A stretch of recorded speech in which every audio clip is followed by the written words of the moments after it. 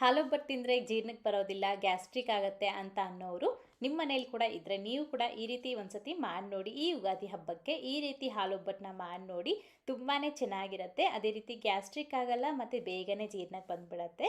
So ಇದಕ್ಕೆ ನಾವೀಗ ಬೆಲ್ಲನ ಉಪಯೋಗಿಸ್ಕೊಂಡು ಮಾಡ್ತಾಯಿದ್ದೀವಿ. ಅದೇ ರೀತಿ ಮೈದಾ ಹಿಟ್ಟು ಕೂಡ ಒಂಚೂರು ಕೂಡ ಹಾಕಿ ಮಾಡ್ಕೊಳ್ತಾ ಇಲ್ಲ, ಬರೀ ರವೆನಲ್ಲಿ ಪೂರಿನ ಮಾಡ್ಕೊಳ್ತಾ ಇದ್ದೀವಿ. ತುಂಬ ಸುಲಭವಾದ ವಿಧಾನ, ತುಂಬ ರುಚಿಯಾಗಿರುತ್ತೆ, ತುಂಬ ಕಡಿಮೆ ಸಮಯದಲ್ಲಿ ಮಾಡ್ಕೊಳ್ಬೋದು. ಲೇಟ್ ಮಾಡ್ತೀರಾ ಈ ಹಾಲೊಬ್ಬಟ್ಟನ್ನ ಹೇಗೆ ಮಾಡ್ಕೊಳ್ಳೋದು ಅಂತ ನೋಡೋಣ. ಇದೇ ಹಾಲನ್ನ ಉಪಯೋಗಿಸ್ಕೊಂಡು ನೀವು ಕುಲ್ಫಿ ಥರ ಮಾಡ್ಕೊಳ್ಬೋದು, ತುಂಬ ಚೆನ್ನಾಗಿರುತ್ತೆ ಈ ಬಿಸಿಲು ಕಾಲಕ್ಕೆ. ಲೇಟ್ ಮಾಡೋದು ಬೇಡ, ಎಲ್ಲನೂ ಸಹ ನೋಡ್ಕೊಳ್ಳೋಣ. ಮೊದಲನೇದಾಗಿ ನಾವು ಈ ಪೂರಿ ಮಾಡ್ಕೊಳ್ಳೋದಕ್ಕೋಸ್ಕರ ಹಿಟ್ಟನ್ನ ಕಲಿಸ್ಕೊಳ್ಬೇಕು. ನಾನು ಆಗಲೇ ಹೇಳ್ದಂಗೆ ಮೈದಾ ಹಿಟ್ಟನ್ನ ಉಪಯೋಗಿಸ್ಕೊಳ್ತಿಲ್ಲ, ಬರೀ ರವೆನ ಉಪಯೋಗಿಸ್ಕೊಂಡು ಮಾಡ್ಕೊಳ್ತಾ ಇದ್ದೀನಿ.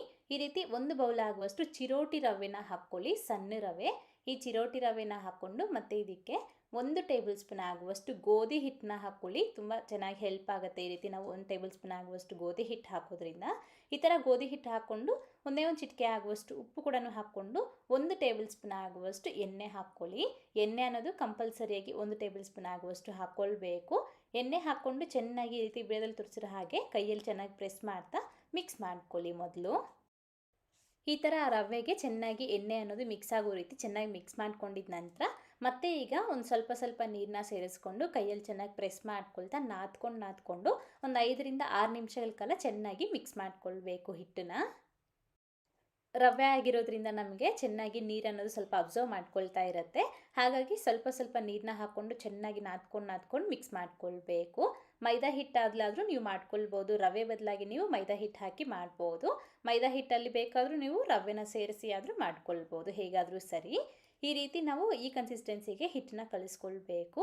ಈ 1 ಬಟ್ಲಾಗುವಷ್ಟು ರವೆಗೆ ನನಗೆ ಇಲ್ಲಿ ಅರ್ಧ ಬಟ್ಲಾಗುವಷ್ಟು ನೀರು ಯೂಸ್ ಆಗಿದೆ. ನೋಡಿಕೊಂಡು ನೀರು ಹಾಕ್ಕೊಂಡು ಮಿಕ್ಸ್ ಮಾಡ್ಕೊಳ್ಬೇಕು. ಆನಂತರ ಅದ್ರ ಮೇಲೆ ಒಂದು ಅರ್ಧ ಟೀ ಸ್ಪೂನ್ ಆಗುವಷ್ಟು ಎಣ್ಣೆ ಹಾಕ್ಕೊಂಡ್ಬಿಟ್ಟು ನೀಟಾಗಿ ಎಲ್ಲ ಕಡೆ ಸವರ್ಬಿಟ್ಟು ಅದ್ರ ಮೇಲೆ ಒಂದು ಪ್ಲೇಟ್ನ ಮುಚ್ಚಿ ನಾವು ಇದನ್ನು ಪಕ್ಕೆತ್ತಿಟ್ಕೊಳ್ಬೇಕು. ಹಾಲು ರೆಡಿ ಮಾಡೋ ತನಕ ನೆನೆಸ್ಕೊಂಡ್ರೆ ಸಾಕು, ಜಾಸ್ತಿ ಹೊತ್ತು ಕೂಡ ನೆನೆಸೋ ಅವಶ್ಯಕತೆ ಇರೋದಿಲ್ಲ. ಟೈಮ್ ಇದ್ದರೆ ನೆನೆಸ್ಕೊಳ್ಬೋದು. ಹಾಗೆ ನಾನಿಲ್ಲಿ ಬರೀ ಅರ್ಧ ಲೀಟರ್ ಆಗುವಷ್ಟು ಹಾಲಿನಲ್ಲಿ ಗಟ್ಟಿಯಾಗಿ ಹಾಲನ್ನ ಮಾಡಿ ತೋರಿಸ್ತಾ ಇದ್ದೀನಿ. ಈ ರೀತಿ ಆರೆಂಜ್ ಕಲರ್ ಪ್ಯಾಕೆಟ್ ನಂದಿನಿ ಹಾಲನ್ನ ತೊಗೊಂಡಿದ್ದೀನಿ. ನೀವು ಡೈರಿ ಹಾಲು ಬೇಕಾದರೂ ತೊಗೊಳ್ಬೋದು ಅಥವಾ ಬೇರೆ ಯಾವುದಾದ್ರೂ ಹಾಲನ್ನ ತೊಗೊಳ್ಬೋದು. ಹಾಲನ್ನ ಈ ರೀತಿ ಒಂದು ಪಾತ್ರೆಯಲ್ಲಿ ಹಾಕ್ಕೊಂಡು ನೀರೇನು ಹಾಕದಿರ ಹಾಗೆ ಗ್ಯಾಸ್ ಮೇಲೆ ಇಟ್ಕೊಂಡು ಬಿಸಿ ಆಗೋದಕ್ಕೆ ಬಿಡಬೇಕು. ನೀರು ಹಾಕೋದಕ್ಕೆ ಹೋಗಬೇಡಿ, ಗಟ್ಟಿಯಾಗಿರಲಿ ಹಾಲು ಅನ್ನೋದು. ಒಂದು ಕಡೆ ಹಾಲು ಅನ್ನೋದು ಬಿಸಿ ಆಗ್ತಾ ಇರಲಿ, ಇನ್ನೊಂದು ಕಡೆ ಮಿಕ್ಸರ್ ಜಾರ್ನಲ್ಲಿ 10ರಿಂದ 15 ಪೀಸ್ ಆಗುವಷ್ಟು ಬಾದಾಮನ್ನ ಒಟ್ಟು ತೆಗೆದಾಕ್ಬಿಟ್ಟು ಹಾಕ್ಕೊಳ್ಳಿ. ಬಿಸಿ ನೀರಿಗೆ ಹಾಕಿ 10 ನಿಮಿಷ ನೆನೆಸಿ ಅನಂತರ ನೀವು ಒಟ್ಟನ್ನ ತೆಗೆದುಬಿಟ್ಟು ಹಾಕೋಬೋದು. ಅದೇ ರೀತಿ ಒಂದು 10 ನಿಮಿಷ ನೀರಲ್ಲಿ ನೆನೆಸಿ ಇಟ್ಕೊಂಡಿರೋ ಈ ಗೋಡಂಬಿ ಕೂಡ ಹಾಕ್ಕೊಳ್ಬೇಕು. ಮತ್ತು ಒಂದು 2 ಟೇಬಲ್ ಸ್ಪೂನ್ ಆಗುವಷ್ಟು ಕಡಲೆಪಪ್ಪು, ಅದೇ ರೀತಿ ಒಂದು 3ರಿಂದ 4 ಟೇಬಲ್ ಸ್ಪೂನ್ ಆಗುವಷ್ಟು ಹಸಿ ಕೊಬ್ಬರಿನ ಮೇಲ್ಗಡೆ ಒಟ್ಟನ್ನ ತೆಗೆದಾಕ್ಬಿಟ್ಟು ಈ ರೀತಿ ಸಣ್ಣ ಪೀಸಾಗಿ ಕಟ್ ಮಾಡಿ ಹಾಕ್ಕೊಳ್ಳಿ. ಚೆನ್ನಾಗಿ ವೈಟಾಗಿ ಬರುತ್ತೆ ಹಾಲು ಅನ್ನೋದು. ಮತ್ತು 1 ಟೇಬಲ್ ಸ್ಪೂನ್ ಆಗುವಷ್ಟು ಗಸಗಸೆ ಕೂಡ ಹಾಕ್ಕೊಂಡು ಹುರಿದಿಟ್ಕೊಂಡಿರೋ ಗಸಗಸೆನ ಹಾಕ್ಕೊಂಡು ಒಂದು 3 ಏಲಕ್ಕಿ ಕೂಡ ಹಾಕ್ಕೊಂಡು ಫಸ್ಟ್ ಒಂದು ಸತಿ ನೈಸಾಗಿ ರುಬ್ಕೊಂಡು ಅದಾದಮೇಲೆ ಇದಕ್ಕೆ ಮತ್ತೆ ಎಷ್ಟು ನೀರು ಬೇಕೋ ಅಷ್ಟು ನೀರನ್ನ ಹಾಕ್ಕೊಂಡು ನಾವು ನೈಸಾಗಿ ರುಬ್ಕೊಳ್ಬೇಕಾಗತ್ತೆ. ಮೊದಲೇ ನೀರು ಹಾಕೋದಕ್ಕೆ ಹೋಗಬೇಡಿ. ಒಂದು ಸತಿ ರುಬ್ಬಿದಾದಮೇಲೆ ಮತ್ತೆ ನೀರನ್ನ ಹಾಕಿ ನೈಸಾಗಿ ರುಬ್ಕೊಳ್ಬೇಕು. ನೋಡ್ಬೋದಲ್ವಾ, ಈ ಥರ ಇರಬೇಕು ನುಣ್ಣದಾಗಿ. ನಮಗೆ ಇದರಿಂದ ನಮಗೆ ಹಾಲು ಅನ್ನೋದು ತುಂಬ ಗಟ್ಟಿಯಾಗಿ ಬರುತ್ತೆ, ಅದೇ ರೀತಿ ರುಚಿಯಾಗಿ ಕೂಡ ಇರುತ್ತೆ. ಈಗ ನೋಡಿ, ಇನ್ನೊಂದು ಕಡೆ ನಮಗೆ ಹಾಲು ಅನ್ನೋದು ಬಿಸಿ ಆಗ್ತಾ ಇದೆ, ಕುದಿಯೋಕ್ಕೆ ಸ್ಟಾರ್ಟ್ ಆಗಿದೆ. ಹೀಗೆ ಇದಕ್ಕೆ ನಾನು ಈ ಸ್ಯಾಫ್ರನ್ನ ಹಾಕ್ಕೊಳ್ತಾ ಇದ್ದೀನಿ. ಇದ್ದರೆ ಹಾಕೋಬೋದು, ಇಲ್ಲಾಂದರೆ ಸ್ಕಿಪ್ ಮಾಡ್ಬೋದು. ಬಟ್ ಹಾಕಿದ್ರೆ ಮಾತ್ರ ಒಂದು ಒಳ್ಳೆ ಫ್ಲೇವರ್ಫುಲ್ಲಾಗಿ ರುಚಿಯಾಗಿರುತ್ತೆ ಹಾಲು ಅನ್ನೋದು ಕುಡಿಯೋದಕ್ಕೆ. ಸೊ ಈ ರೀತಿ ಈ ಸ್ಯಾಫ್ರನ್ ಹಾಕ್ಕೊಂಡು ಚೆನ್ನಾಗಿ ಮಿಕ್ಸ್ ಮಾಡ್ಕೊಳ್ಳಿ.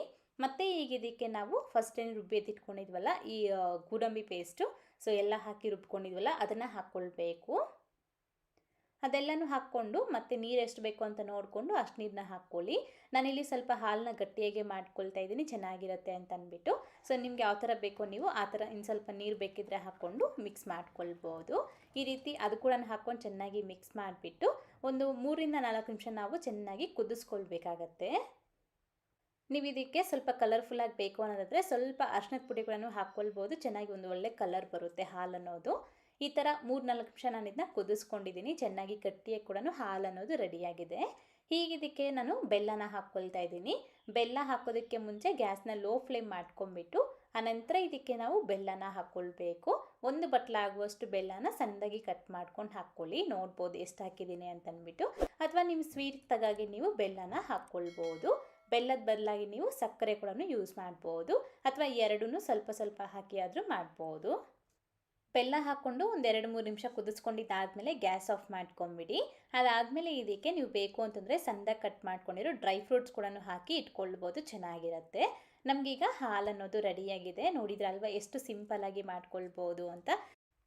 ನೀವು ಬೇಕಾದರೆ ಈ ಹಾಲನ್ನ ಹಾಗೆ ಬಿಸಿ ಬಿಸಿಯಾಗಾದರೂ ಕುಡಿಬೋದು ಅಥವಾ ತಣ್ಣಗೆ ಮಾಡ್ಕೊಂಡಾದರೂ ಕುಡಿಬೋದು, ತುಂಬ ಚೆನ್ನಾಗಿರುತ್ತೆ. ಸೊ ಹಾಲು ರೆಡಿಯಾಗೋಷ್ಟರಲ್ಲಿ ನಮಗೀಗ ರವೆ ಕೂಡ ಚೆನ್ನಾಗಿ, ರವೆ ಹಿಟ್ಟು ಚೆನ್ನಾಗಿ ನೆಂದಿರುತ್ತೆ. ನೋಡ್ಬೋದು ಯಾವ ಕನ್ಸಿಸ್ಟೆನ್ಸಿಗೆ ಬಂದಿದೆ ಅಂತಂದ್ಬಿಟ್ಟು. ಒಂದು ಒಳ್ಳೆ ಸಾಫ್ಟಾಗಿ ತುಂಬ ಚೆನ್ನಾಗಿ ಈ ರೀತಿ ನಮಗೆ ನೋಡ್ಬೋದಲ್ವ ಯಾವ ಥರ ಆಗಿದೆ ಅಂತ. ಈ ಥರ ಹಿಟ್ಟನ್ನ ನೆನೆಸ್ಕೊಳ್ಬೇಕು. ಅದಾದಮೇಲೆ ಈಗ ಸ್ವಲ್ಪ ಹಿಟ್ಟನ್ನ ತಗೊಂಡು ರೌಂಡಾಗಿ ಕೈಯಲ್ಲಿ ರೀತಿ ಮಾಡಿಕೊಂಡು, ಕ್ರ್ಯಾಕ್ಸ್ ಇಲ್ದಂಗೆ ರೌಂಡಾಗಿ ಮಾಡಿಕೊಂಡು ಅದೇ ತಟ್ಟೆಗೆ ಹಾಕಿ ಒಂದು ಪ್ಲೇಟ್ನ ಮುಚ್ಚಿ ಒಣಗ್ದಂಗೆ ಎತ್ತಿಟ್ಕೊಳ್ಳಿ. ಇದೇ ಥರ ಎಲ್ಲ ಹಿಟ್ಟಲ್ಲೂ ಉಂಡೆಗಳನ್ನು ಮಾಡಿ ಎತ್ತಿಟ್ಕೊಳ್ಬೇಕು. ಇದು ಒಣಗ್ದಂಗೆ ನಾವು ಪ್ಲೇಟ್ನ ಮುಚ್ಚಿ ಎತ್ತಿಟ್ಕೊಳ್ಬೇಕಾಗತ್ತೆ. ಹಾಗೆಯೇ ಆಲ್ಮೋಸ್ಟ್ ಎಲ್ಲರಿಗೂ ಮದುವೆ ಮನೆಯ ಅಡುಗೆಗಳು ಮತ್ತು ದೇವಸ್ಥಾನದಲ್ಲಿ ಕೊಡುವಂತಹ ಪ್ರಸಾದಗಳು, ಬಾಡೂಟದ ಅಡುಗೆಗಳು ಅಂದರೆ ಎಲ್ಲರಿಗೂ ತುಂಬಾ ಇಷ್ಟ ಇರುತ್ತೆ. ಆದರೆ ಅದನ್ನು ಹೇಗೆ ಮಾಡ್ಕೊಳ್ಳೋದು ಅಂತ ಗೊತ್ತಿರೋದಿಲ್ಲ. ಯೂಟ್ಯೂಬ್ನಲ್ಲಿ ನೋಡಿ ಹುಡುಕಿ ಮಾಡೋಣ ಅಂದರೆ ಅದರಲ್ಲೂ ಸಿಗೋದಿಲ್ಲ. ಆದರೆ ನಮ್ಮ ಹಸ್ಬೆಂಡ್ ಅವರು ಮುರಳಿ ಜೊತೆ ಅನ್ನೋ ಯೂಟ್ಯೂಬ್ ಚಾನಲ್ ಮೂಲಕ ನಿಮಗೆ ಆ ವಿಡಿಯೋಸ್ನ ತೋರಿಸ್ತಾ ಇದ್ದಾರೆ. ಆ ವಿಡಿಯೋಸ್ನ ನೋಡಿ ನೀವು ಕೂಡ ನಿಮ್ಮ ಮನೆಯಲ್ಲಿ ಆರಾಮಾಗಿ ಮಾಡ್ಕೊಳ್ಬೋದು, ತುಂಬ ರುಚಿಯಾಗಿ ಬರ್ತವೆ. ಸೊ ನೀವು ಬೇಕಾದರೆ ಯೂಟ್ಯೂಬ್ನಲ್ಲಿ ಸರ್ಚ್ ಮಾಡಿ ನೋಡ್ಬೋದು, ಮುರಳಿ ಜೊತೆ ಯೂಟ್ಯೂಬ್ ಚಾನಲ್, ಅಥವಾ ವಿಡಿಯೋ ಎಂಡಿಂಗಲ್ಲಿ ಲಿಂಕ್ನ ಕೊಟ್ಟಿರ್ತೀನಿ ಅಥವಾ ಡಿಸ್ಕ್ರಿಪ್ಷನ್ ಬಾಕ್ಸ್ನಲ್ಲಿ ಲಿಂಕ್ನ ಕೊಟ್ಟಿರ್ತೀನಿ. ಒಂದ್ಸತಿ ಚೆಕ್ ಮಾಡಿ ನೋಡಿ. ಇಷ್ಟ ಆದರೆ ಲೈಕ್ ಮಾಡಿ, ಹಾಗೆ ನಿಮ್ಮ ಫ್ರೆಂಡ್ಸ್ಗೂ ಫ್ಯಾಮಿಲಿ ಮೆಂಬರ್ಸ್ಗಳನ್ನು ಶೇರ್ ಮಾಡಿ. ಮತ್ತಷ್ಟು ಇದೇ ಥರ ಇಂಟ್ರೆಸ್ಟಿಂಗ್ ವೀಡಿಯೋಸ್ಗಾಗಿ ಮುರಳಿ ಜೊತೆ ಯೂಟ್ಯೂಬ್ ಚಾನಲ್ನ ಸಬ್ಸ್ಕ್ರೈಬ್ ಮಾಡ್ಕೊಳ್ಳಿ. ಸ್ವಲ್ಪ ಎಣ್ಣೆ ಹಾಕಿಬಿಟ್ಟು ಈ ರೀತಿ ನಾವು ಪೂರಿ ಸೈಜ್ಗೆ ಲಟ್ಟಿಸ್ಕೊಂಡು ಇದನ್ನ ಎತ್ಕೊಂಡು ಚೆನ್ನಾಗಿ ಬಿಸಿ ಬಿಸಿಯಾಗಿರೋ ಎಣ್ಣೆಗೆ ಹಾಕಿ ನಾವು ಫ್ರೈ ಮಾಡ್ಕೊಳ್ಬೇಕು. ತುಂಬ ಕ್ರಿಸ್ಪಿ ಆಗಬೇಕು ಅಂತಂದರೆ ಚೆನ್ನಾಗಿ ಕೆಂಪಕ್ಕೆ ಫ್ರೈ ಮಾಡ್ಕೊಳ್ಳಿ, ಅಥವಾ ನಿಮಗೆ ಸ್ವಲ್ಪ ಸಾಫ್ಟ್ ಆಗಬೇಕು ಅಂತಂದರೆ ಈ ಥರ ಲೈಟಾಗಿ ಫ್ರೈ ಮಾಡ್ಕೊಂಡು ಎತ್ಕೊಳ್ಳೋದು ಅಷ್ಟೇ.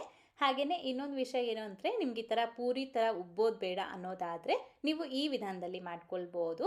ಈ ಥರ ಪೂರಿ ಥರ ಲಟ್ಟಿಸ್ಕೊಂಬಿಟ್ಟು ಈ ಥರ ಫೋರ್ಕ್ನಲ್ಲಿ ಜಸ್ಟ್ ಅಲ್ಲಲ್ಲಿ ಹೋಲ್ಸ್ ಮಾಡ್ಕೊಳ್ಬೇಕು. ಹಾಗೆ ನಮಗೆ ಪೂರಿ ಥರ ಉಬ್ಬೋದಿಲ್ಲ, ಫ್ಲ್ಯಾಟಾಗಿ ಬರುತ್ತೆ. ಒಬ್ಬೊಬ್ಬರಿಗೆ ಒಂದೊಂದು ಥರ ಇಷ್ಟ ಆಗಿರುತ್ತೆ. ಹಾಗಾಗಿ ನೀವು ಈ ಥರ ಮಾಡ್ಕೊಳ್ಬೋದು. 2 ವಿಧಾನದಲ್ಲಿ ತೋರಿಸಿದ್ದೀನಿ. ನಿಮ್ಗೆ ಯಾವ್ದು ಇಷ್ಟ ಇದ್ದರೆ ನೀವು ಆ ಥರ ಮಾಡ್ಕೊಳ್ಳಿ. ನಿಮ್ಗೆ ಯಾವ ಥರ ಇಷ್ಟ ಇದ್ದರೆ ಆ ಥರ ಕ್ರಿಸ್ಪಿ ಅಥವಾ ಸಾಫ್ಟಾಗಿ ಫ್ರೈ ಮಾಡಿಕೊಂಡು ಪೂರೀಸ್ನ ಎತ್ಕೊಳ್ಳೋದು ಅಷ್ಟೇ.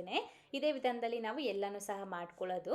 ಸೊ ಈಗ ನೆಕ್ಸ್ಟು ಈ ಪೂರಿ ಮತ್ತು ಈ ಪೂರಿ ಮೇಲೆ ಹಾಲನ್ನ ಹಾಕ್ಕೊಂಡು ಸ್ವಲ್ಪ ಡ್ರೈ ಫ್ರೂಟ್ಸ್ನ ಸಣ್ಣದಾಗಿ ಕಟ್ ಮಾಡಿ ಹಾಕ್ಕೊಂಡು ಸರ್ವ್ ಮಾಡ್ಕೊಳ್ಳೋದು.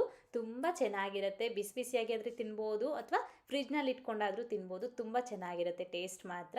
ಈ ರೀತಿ ಹಾಲು ಬೇಳೆ ಒಬ್ಬಟ್ಟು ಮಾಡೋದು ತುಂಬ ಕಷ್ಟ ಅನ್ನೋರು ಈ ಥರ ಮಾಡ್ಕೊಳ್ಳಿ, ತುಂಬ ಚೆನ್ನಾಗಿರುತ್ತೆ. ಎಲ್ಲರೂ ಸಹ ತುಂಬ ಇಷ್ಟಪಟ್ಟು ತಿಂತಾರೆ.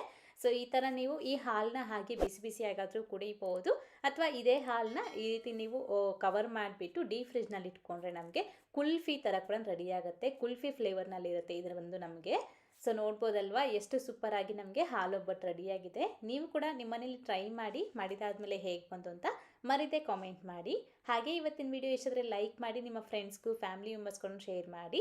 ಮತ್ತಷ್ಟು ರೆಸಿಪೀಸ್ಗಾಗಿ ನೀಲು ಕುಕಿಂಗ್ ಚಾನಲ್ಗೆ ಸಬ್ಸ್ಕ್ರೈಬ್ ಆಗಿ, ಹಾಗೆ ಪಕ್ಕದಲ್ಲೇ ಬರುವಂಥ ಬೆಲ್ ಬಟನ್ನ ಆ್ಯಕ್ಟಿವೇಟ್ ಮಾಡಿ.